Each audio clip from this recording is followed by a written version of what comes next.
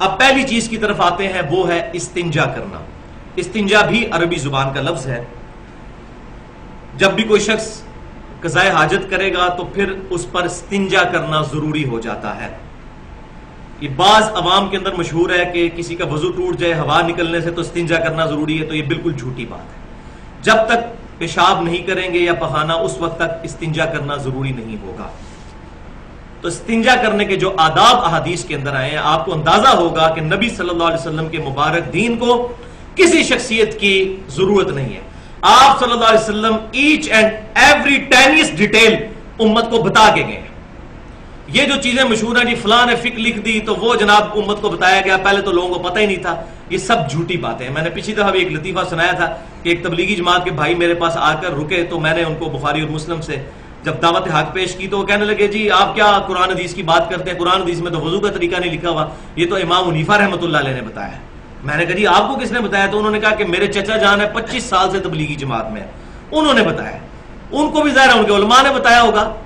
تو ساری تبلیغی جماعت کی میں بات نہیں کر رہا، لیکن عموماً یہ مسکنسیپشن موجود ہے عوام کے اندر۔ خدا کے لیے گستاخ رسول مت بنیے۔ محمد فرق بین الناس، صحیح بخاری کی حدیث ہے، محمد صلی اللہ علیہ وسلم حق اور باطل کے درمیان فرق ہے۔ آپ صلی اللہ علیہ وسلم کا مبارک دامن جو تھامے گا وہ صحیح معنوں میں مسلم ہوگا، ادروائز وہ اپنے اسلام پر شک کرے۔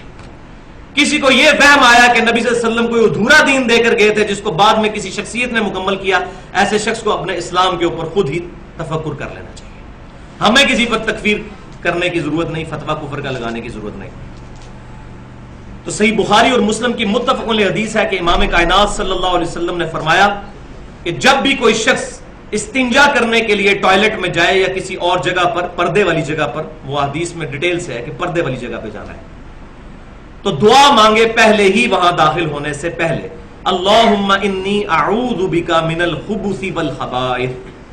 عربی میں نہ آتی ہو اردو میں مانگ لیں کہ اے اللہ شریر جنوں سے اور شریر جننیوں سے میں تیری پناہ میں آتا ہوں، کیونکہ سنن نسائی میں پھر ڈیٹیل اس حدیث کے ساتھ الفاظ ہیں آپ صلی اللہ علیہ وسلم کے کہ ان جگہوں پر شریر جنات جو ہیں وہ موجود ہوتے ہیں، اور اکثر اوقات آپ سنتے ہیں کہ لوگوں پر جن بھی چڑھ جاتے ہیں۔ یہ بالکل حق ہے کہ ایسا ہو جاتا ہے، ہمیشہ نہیں ایسا ہوتا، بعض اوقات وہ فراڈ بھی ہوتا ہے، لیکن ایسے ہو بھی جاتا ہے۔ اس کی وجہ یہی ہوتی ہے کسی ایسی جگہ پر پیشاب کر لیجیے تو پہلے جو ہے یہ دعا مانگ لی جائے۔ دوسری حدیث صحیح بخاری اور مسلم کے متفق علیہ حدیث ہے کہ آپ صلی اللہ علیہ وسلم نے فرمایا کہ جب بھی کوئی شخص پیشاب کرنے کے لیے بیٹھے تو نہ قبلے کی طرف رخ کرے اور نہ پشت۔ تیسری حدیث صحیح بخاری اور مسلم کی متفق علیہ حدیث کہ آپ صلی اللہ علیہ وسلم نے فرمایا کہ جو بھی شخص استنجا کرے تو وہ اپنے دائیں ہاتھ سے اپنی شرمگاہ کو نہ چھوئے، بلکہ اپنی بائیں ہاتھ سے شرمگاہ کو چھوئے اور استنجا کرے۔ چوتھی حدیث صحیح بخاری اور مسلم کی متفق علیہ حدیث ہے کہ آپ صلی اللہ علیہ وسلم نے فرمایا کہ اگر تمہیں مٹی کے ڈھیلوں سے استنجا کرنا ہو تو کم از کم 3 ڈھیلے استعمال کرو، اور زیادہ بھی کرنے ہو تو طاق عدد میں۔ تو یہ بات سمجھ لیں، استنجے کا معاملہ بالکل ڈیفرنٹ ہے۔ وضو اور غسل اگر پانی ہے تو مٹی سے نہیں ہوگا، لیکن استنجا واحد چیز ہے جو مٹی سے بھی ہو جائے گی چاہے پانی موجود ہو۔ نبی صلی اللہ علیہ وسلم سے مطلقاً پانی کی موجودگی میں مٹی کے ڈھیلوں سے استنجا کرنا ثابت ہے، اور آپ صلی اللہ علیہ وسلم سے بعض اوقات مٹی کے ڈھیلوں سے استنجا کرنے کے بعد پانی سے استنجا کرنا بھی ثابت ہے، اور بعض اوقات مطلقاً پانی سے بھی استنجا کرنا ثابت ہے۔ تو یہ تینوں طریقے ثابت ہیں۔ پانچویں حدیث صحیح بخاری اور مسلم کی متفق علیہ حدیث ہے کہ آپ صلی اللہ علیہ وسلم نے پانی سے استنجا فرمایا مطلقاً۔ یہاں یہ بات بھی یاد رکھیں کہ ٹیشو پیپر بھی استعمال کر سکتے ہیں۔ ٹیشو پیپر اگر استعمال کریں گے تو اس کے بعد پھر پانی سے استنجا کرنا ضروری ہوگا، کیونکہ ٹیشو پیپر مٹی نہیں ہے۔ اگر مٹی کا ڈھیلا استعمال کر لیں تو مٹی خود ہی طہارت کر دے گی۔ ٹیشو پیپر کے بعد پھر پانی سے استنجا کرنا ضروری ہوگا۔ ہاں اگر مٹی کے ساتھ استنجا کیا ہے تو پھر پانی سے استنجا کرنا ضروری نہیں، کر لیں تو زیادہ بہتر ہے اور پسندیدہ ہے۔ چھٹی حدیث صحیح مسلم کی ہے کہ ایک مشرک نے سیدنا سلمان فارسی رضی اللہ تعالیٰ عنہ کا مذاق اڑایا اور کہنے لگا کہ دیکھیں کہ آپ صلی اللہ علیہ وسلم جو تمہارے پیغمبر ہیں وہ تمہیں چھوٹی چھوٹی باتیں سکھاتے ہیں، استنجے کا طریقہ بھی سکھاتے ہیں۔ تو انہوں نے کہا ہاں الحمدللہ، ہمیں فخر ہے اس بات پر کہ آپ صلی اللہ علیہ وسلم نے ہمیں استنجا کرنے کا بھی سلیقہ سکھایا ہے۔ اور آپ صلی اللہ علیہ وسلم نے 4 باتیں استنجے کے کانٹیکسٹ میں ہمیں سکھائی ہیں. پہلی چیز یہ کہ ہم قبلے کی طرف رخ کر کے نہ پشت کر کے استنجا کریں. دوسری چیز ہم استنجے کے لیے اپنا دایاں ہاتھ استعمال نہ کریں. تیسری چیز کہ ہم کم از کم 3 ڈھیلے مٹی کے استعمال کریں اگر مٹی سے استنجا کریں. اگر ڈائریکٹ پانی سے کر رہے ہیں پھر ضرورت نہیں ہے. اور چوتھی چیز کہ آپ صلی اللہ علیہ وسلم نے ہمیں گوبر اور ہڈی سے استنجا کرنے سے منع فرمایا. اور اس کی وجہ کیا ہے؟ وہ 7ویں حدیث صحیح مسلم کی کہ آپ صلی اللہ علیہ وسلم نے فرمایا کہ تمہارے بھائی جو جن ہیں ان کی خوراک ہڈی اور گوبر کے اندر ہے، لہٰذا تم اس سے استنجا نہ کرو. اور یہی اکثر اوقات ہوتا ہے کہ ایسی جگہوں پر استنجا کرنے سے اور پیشاب کرنے سے جو ہے وہ پھر جنات چمٹ جاتے ہیں. اور 8ویں حدیث جامعہ ترمذی، سنن نبی داؤد اور سنن ابن ماجہ کی ہے کہ نبی صلی اللہ علیہ وسلم جب استنجا کر کے قضائے حاجت کر کے باہر آتے، اس جگہ سے نکلتے تو پھر دعا کرتے غفرانک. غفرانک وقف کریں گے تو غفرانک، اے اللہ میں تجھ سے مغفرت طلب کرتا ہوں. تو یہ دعا ہے استنجا خانے سے نکلنے. اس کے علاوہ جتنی دعائیں ہیں وہ ضعیف ہیں. یہاں پہ ایک اہم مسئلہ صحیح بخاری اور صحیح مسلم میں موجود ہے، متفق علیہ حدیث کہ آپ صلی اللہ علیہ وسلم ایک جگہ سے گزر رہے تھے تو آپ صلی اللہ علیہ وسلم رک گئے اور فرمایا کہ ان 2 قبر والوں کو عذاب ہو رہا ہے، اور کسی بڑی وجہ سے نہیں. ان میں سے ایک شخص جو ہے وہ پیشاب کے چھینٹوں سے نہیں بچتا تھا اور دوسرا شخص جو ہے وہ چغلی کھایا کرتا تھا. لہذا پیشاب کے چھینٹوں سے بچنا بہت ضروری ہے. اور یہ جو بیٹھ کے پیشاب کرنے کی حکمت بھی یہی ہے کہ پیشاب کے چھینٹوں سے بچا جائے. اگرچہ کھڑے ہو کر پیشاب کرنا بھی جائز ہے، وہ بھی آپ سمجھ لیں مسئلہ. صحیح بخاری اور مسلم کی متفق علیہ حدیث ہے کہ آپ صلی اللہ علیہ وسلم ایک کوڑے کے ڈھیر کے پاس آئے اور اس ڈھیر کی بلندی سے آپ صلی اللہ علیہ وسلم نے کھڑے ہو کر پیشاب کیا. بعض علماء اس کا جواب دیتے ہیں کہ آپ صلی اللہ علیہ وسلم کے پاؤں مبارک میں کوئی زخم تھا، اس کی وجہ سے آپ صلی اللہ علیہ وسلم نے کھڑے ہو کر پیشاب کیا. لیکن ایسی کوئی بات مجھے احادیث میں ملی نہیں. اگر ہو بھی تب بھی مطلقاً جواز مل گیا کھڑے ہو کر پیشاب کرنے کا، مرد کے لیے، عورت کے لیے نہیں.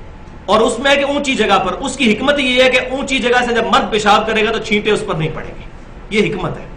لہذا آج کل جو ملٹی نیشنل جو کمپنیز کی جو بنی ہوئی ہیں رہائشیں، اسی طریقے سے جو ہوٹلز ہیں، اس کے اندر جو پینٹ والے حضرات کے لیے انہوں نے کھڑے ہو کر پیشاب کرنے کی جو جگہ بنائی ہوتی ہے، اگر وہ قبلہ رخ نہ ہو تو الحمدللہ ہمارے نبی صلی اللہ علیہ وسلم نے پوری امت کے لیے، آپ پیغمبر ہیں، اس چیز کی اجازت مرحمت فرما دی. اور یہ میں اپنی طرف سے نہیں کہہ رہا، امام ترمذی رحمۃ اللہ علیہ صحیح بخاری اور مسلم کی وہ حدیث بھی لے کے آئے ہیں پہلے کہ جو آپ صلی اللہ علیہ وسلم نے فرمایا کہ کوئی بھی شخص جو ہے کھڑے ہو کر پیشاب نہ کرے. اس کے بعد اگلی ایک اور حدیث لے کے آئے جامعہ ترمذی میں، اور اس پر باب باندھا ہے کہ وہ حدیث منسوخ ہے کہ جس میں آپ صلی اللہ علیہ وسلم نے کھڑے ہو کر پیشاب کرنے سے منع کیا تھا، کیونکہ آپ نے خود کھڑے ہو کر پیشاب کیا.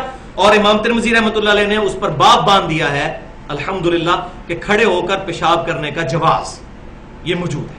اصل مسئلہ یہ ہے کہ چھینٹے نہیں پڑنی چاہیے. بیٹھ کے بھی اگر آپ کسی ایسی جگہ پہ پیشاب کر رہے ہیں کہ چھینٹے اڑ کے اوپر پڑ رہے ہیں تو پھر بیٹھ کے کرنا بھی منع ہو جائے گا وہاں پر. تو یہ بات اصولی بات، اس کی تھیم سمجھ لیں. استنجے کے کانٹیکسٹ میں آخری اہم ترین مسئلہ، یہ بہت ضروری مسئلہ ہے. بڑی معذرت کے ساتھ ہمارے مسلمانوں کی اکثریت کو، کیا دیندار کیا بے دین، استنجا کرنے کا صحیح طریقہ ہی نہیں آتا. اور اکثر مجھے بھی فون کالز آ رہی ہوتی ہیں، لوگ آ کے مل رہے ہوتے ہیں، جناب جی ہمیں تو قطروں کی بیماری ہے، کوئی ہمیں اور الٹرنیٹو کوئی آسانی بتا دیں.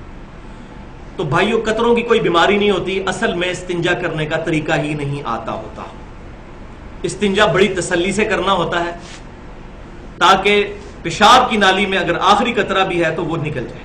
تو اس بات کو آپ ذرا سائنٹیفکلی سمجھ لیں کہ اگر کسی ٹوٹی کے آگے پائپ کو لگایا جائے اور پیچھے سے ٹوٹی کھول دی جائے اور تھوڑی دیر بعد اس ٹوٹی کو بند کر دیا جائے تو پانی پائپ میں سے دوسری طرف نکل جائے گا، لیکن باوجود اس کے کچھ نہ کچھ پانی کے قطرے اس پائپ کی دیواروں کے ساتھ اندر کی طرف چپکے رہیں گے. یہ نیچرل پروسیس ہے.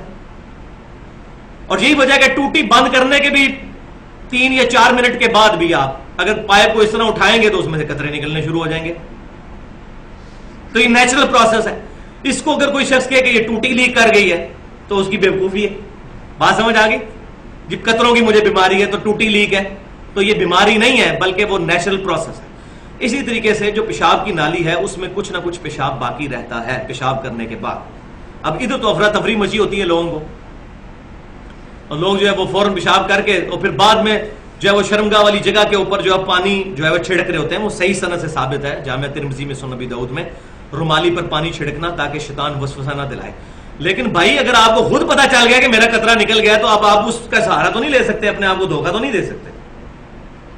پھر تو آپ کے وہ کپڑے بھی ناپاک اور وضو بھی گیا. تو اس کے لیے یہ ہے کہ ویل بیفور نماز استنجا کر کے اپنے آپ کو تیار کریں.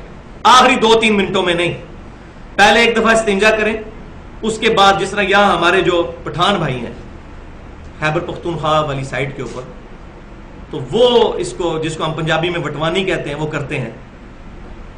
وہ کیا کرتے ہیں، پیشاب کرنے کے بعد تھوڑی دیر ٹہلتے رہتے ہیں اور مٹی کا ڈھیلا اپنے ہاتھ میں پکڑ لیتے ہیں اور اس قطرے کے آنے کا انتظار کرتے ہیں جو انڈر گریوٹی آتا ہے، جس طرح پائپ میں سے پانی نکلے گا. اس کے بعد اس کو پوچھ لیتے ہیں اور پھر اس کے بعد کبھی قطرہ نہیں آتا. کروڑوں میں کوئی ہوگا جس کو بیماری ہوگی. یہاں تو ہر بندہ مریض بنا ہوا ہے، جی مجھے قطرے آتے ہیں، مجھے قطرے آتے ہیں. استنجے کا طریقہ نہیں آتا، پوچھتے ہوئے بھی شرماتے ہیں. نہ بتانے والوں کو صحیح پتا ہے، نہ پوچھنے والوں کو صحیح پتا ہے کہ پوچھنا کیسے. تو اس کو ٹیکنیکلی آپ بات کو سمجھ لیں. ایک دفعہ پیشاب کرنے کے بعد باہر نکلیں، تھوڑی سی چہل قدمی کریں، آگے پیچھے چلیں اور تھوڑا سا قطرہ آنے کا انتظار کریں. اس کے بعد آپ دوبارہ جائیں اور پھر جو ہے وہ بالکل اس طریقے سے جیسے علماء نے اس بات کو سمجھایا بڑے صحیح طریقے کے ساتھ. شیخ عبدالقادر جیلانی رحمۃ اللہ علیہ نے بھی بنیۃ الطالبین میں لکھا ہے کہ جس طرح بھینس کا تھن دودھ کے لیے دھویا جاتا ہے، اس طریقے سے شرمگاہ کو سونتے تاکہ اس کا قطرہ وہ جو بیچ میں موجود ہو وہ نکل جائے. اس کے بعد انشاءاللہ تعالیٰ کبھی قطرہ نہیں آئے گا. تو یہ مسئلہ میں نے ایمانداری کے ساتھ بتا دیا. لہٰذا یہ جو بیماری شماری والا چکر ہے وہ اپنی سستی ہوتی ہے، بیماری شماری کوئی نہیں ہوتی ہے. اس لیے مجھے کوئی آگے بیماری جب پوچھتا ہے تو میں کہتا ہوں بھائی پہلے استنجے کا طریقہ تو بتاؤ. تو یہ بات آپ سمجھ لیں، استنجے کا طریقہ یہ ہے. اچھا، اب اس کے باوجود یہ تمام چیزیں کرنے کے باوجود کسی شخص کو قطرے آئیں. اچھا، وہ قطرے آتے بھی استنجے کے بعد ہیں. اگر آپ کو استنجے کے بعد قطرے آتے ہیں تو آپ نماز سے 1 گھنٹہ پہلے استنجا کر لیں. ضروری ہے نماز کے وقت ہی کرنا ہے، آگے پیچھے نہیں آتے. یہ تو نہیں ہوتا کہ نماز کوئی پڑھ رہا ہے اور استنجا اس نے صبح کا کیا ہوا ہے اور نماز پڑھے تو قطرے نکلتے جا رہے ہیں. ایسے تو کبھی بھی نہیں ہوتا. اس کا تعلق چونکہ استنجے کے ساتھ ہوتا ہے، لہذا ویل بیفور ٹائم اپنے آپ کو تیار کر لیں. لیکن پھر بھی اگر کسی کو ایسی بیماری ہے، لیکن ویسے یہ ہوتی نہیں ہے، میں تھریٹیکلی یہ بتا رہا ہوں اس لیے تاکہ کوئی یہ نہ کہے کہ یہ چیز میں نے ایڈریس نہیں کی ہے، تو اس کے لیے پھر حکم یہ ہوگا کہ وہ شخص ہر نماز کے لیے الگ وضو کرے گا. ایک وضو سے ایک نماز پڑھ لے. اس دوران اگر اس کا قطرہ نکل رہا ہے تو وہ نماز پڑھتا رہے، بعد میں اتنی جگہ کو دھو لے، لیکن وہ ایک وضو ایک نماز کے لیے کافی ہوگا. اس کا ثبوت صحیح بخاری کی حدیث ہے. یہ امام حنیفہ رحمۃ اللہ علیہ نے نہیں فرمایا، میرے امام صلی اللہ علیہ وسلم نے فرمایا. صحیح بخاری میں حدیث ہے. استحاضہ والی عورت کے لیے، استحاضہ والی عورت وہ ہے کہ جس کو حیض کے دنوں کے بعد بھی خون آتا رہتا ہے. تو اس طرح ایک صحابیہ تھی تو نبی صلی اللہ علیہ وسلم نے فرمایا کہ یہ حیض کا خون نہیں، بس ایک دفعہ غسل کر لیا، اب ہر نماز کے لیے الگ سے وضو کرو اور خون کو دھو لو. تو اس پر ہی قیاس کرتے ہوئے جو اسلام کا چوتھا رکن ہے جو میں اکثر بتاتا ہوں، قیاس اور اجتہاد. ہمارا اور اہل بدعت کا اختلاف یہ ہے کہ وہ کسی بندے کے اجتہاد کو مانتے ہیں. ہم کہتے ہیں اجتہاد پوری امت کا دیکھا جائے گا، جمہور کی رائے کیا، کسی ایک بندے کا فکس نہیں ہوگا. تو اس صحابیہ کو نبی صلی اللہ علیہ وسلم نے فرمایا کہ تم ہر نماز کے لیے الگ وضو کرو. تو اس کانٹیکسٹ میں بھی اگر کسی کو ایسا مسئلہ ہوگا تو وہ ہر نماز کے لیے الگ وضو کرے گا.